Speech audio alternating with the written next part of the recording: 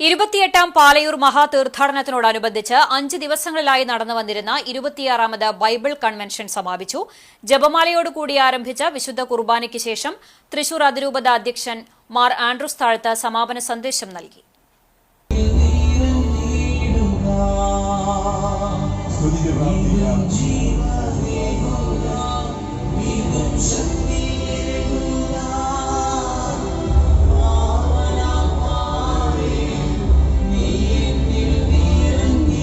Jubilee വർഷത്തിൽ മാർപ്പാപ്പ ഉദ്ബോധിപ്പിച്ചതുപോലെ പ്രത്യാശയുടെ തീർത്ഥാടകരാകാനും തീർത്ഥാടനത്തിന്റെ ലക്ഷ്യങ്ങളെക്കുറിച്ചും പ്രസക്തിയെക്കുറിച്ചും വിശുദ്ധ ഗ്രന്ഥ അടിസ്ഥാനത്തിലൂടെയും സഭയുടെ പ്രബോധനങ്ങളിലൂടെയും പ്രവർത്തിക്കുവാനും മാർ ആൻഡ്രൂസ് താഴത്ത് ഉദ്ബോധനം നടത്തി.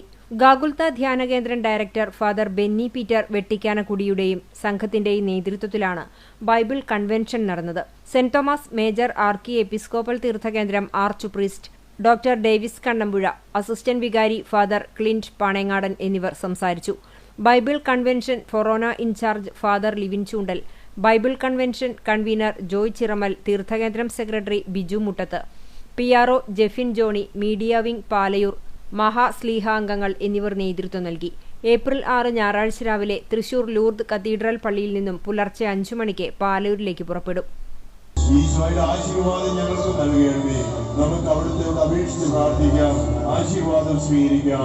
നമ്മുടെ കർത്താവ് ഈശോ മിശിഹായുടെ കൃപയും പിതാവായ ദൈവത്തിന്റെ സ്നേഹവും പരിശുദ്ധാത്മാവിന്റെ സഹവാസവും നിങ്ങളോടുകൂടി ഉണ്ടായിരിക്കട്ടെ, ഇപ്പോഴും എപ്പോഴും എന്നേക്കും.